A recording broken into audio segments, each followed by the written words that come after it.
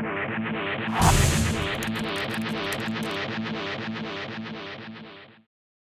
think just to add to that, there's nothing you said there I disagree with.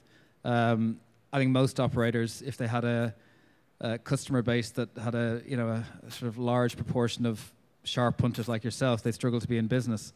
If operators can see the value actually in sharp players like yourself and take a mark from what they're betting on, and somehow help to manage the book that way, I think we do that with quite a few of our similar profile players to you, where we're saying, okay, this guy knows his stuff, so let's use that information. It's solid information and help maybe manage the prices and the risk that way.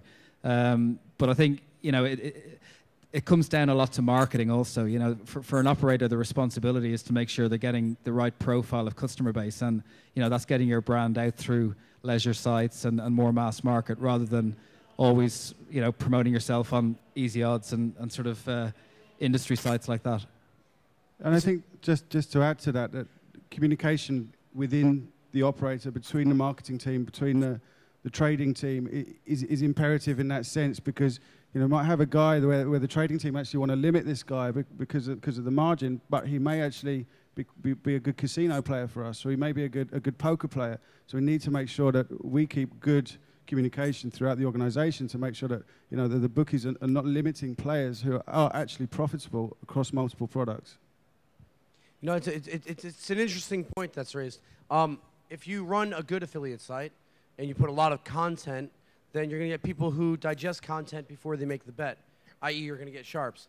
If you get sharp players, you're not going to get any money from them, because you're not going to get any money as an affiliate from these players, because they're going to be, they're going to be winning players.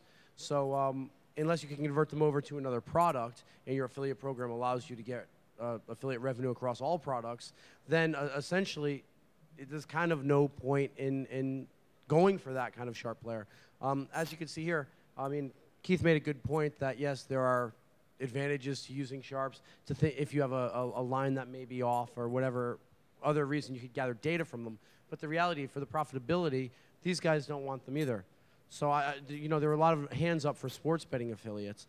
But I guess your dream affiliate is someone that converts people that aren't really good sports bettors, that just happen to like the local team, and they bet one way or the other just because there's an emotional tie rather than a very technical tie. Or really sharp players that love to lose money in the casino. This age-old problem of savvy punters and sharp players, it's a very tricky one to try and control, because at the end of the day, a lot of them are coming through the internet, online. So there's only so much you can do. But in terms of actually controlling them, I think there needs to be a really good relationship between the affiliate and the partner to make sure that the books are being managed from the bookmaker's point of view. But there is a fine balance. You don't want to limit someone too much, as Lloyd was saying. But at the same time, you don't want to get to a point where you're looking at the financial figures and there's big stakes, because you've got massive profit one month, big loss one month. So it does need to be more consistent. So there has to be some kind of management there. Yeah, hi. I work for a bookmaker, so I'm playing devil's advocate a bit here. And the subject's overcoming the odds. And it was odds I wanted to ask you guys about, really.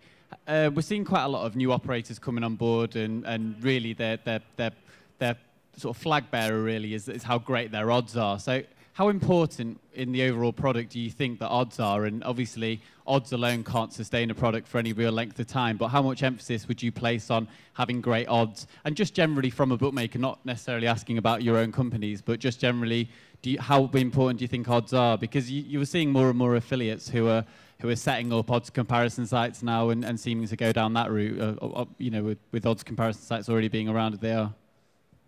I think, just to answer on that, I don't think it's a long-term sustainable strategy. I mean, we've seen a number of books who've tried it. They attract a certain type, a certain profile of customer, and what you sow is what you reap. And trying to make money out of those customers over a period of time is very, very difficult.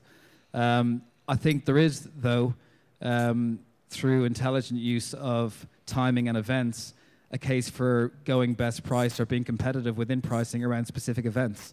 And maybe the discussion with your trading team is, look guys, we know you'd like to have keener prices here, but we want to acquire accounts for this event because it's the FA Cup final or it's the World Cup final or it's something else, we'll stick down the difference as a marketing spend, then I think there's an argument to do that.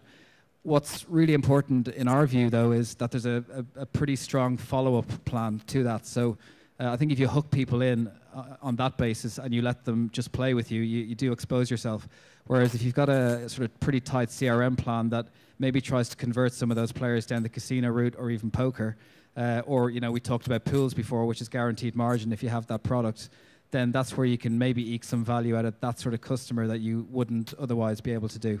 So I think that strategic and tactical use of pricing as a strategy is good, but long term I think it's very dangerous.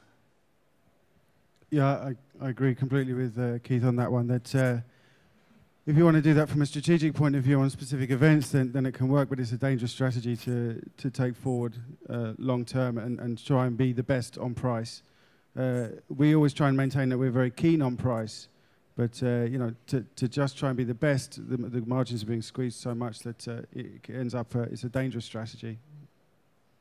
I mean, do you need to be best on price? I'm assuming a lot of you guys would get your lines from Vegas, or Don's Best, or you'd hire someone to give you a lot of your lines, correct? And then you'd have your own odds compilers or adjust the line according to your book. I mean, you have to try and differentiate yourself in some way, and if you're just going to try and differentiate yourself on odds, then I think you're always going to have problems. It's almost like commodity now. Everyone can see the difference in prices are so small that you need to try and differentiate yourself in some other way. Yeah, I think it's a very good question, Matt. I think because it's getting so competitive and so many operators coming into the industry now, the main thing that's going to hook in the punters, really, initially, you would think, is the prices, especially on those comparison sites. That's what they're there for, to get the best price.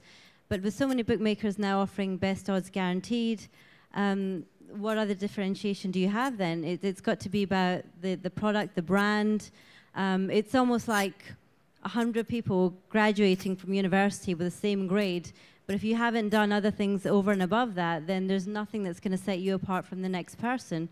So I think things like being more creative in terms of your branding, your technology, moving into mobile betting even.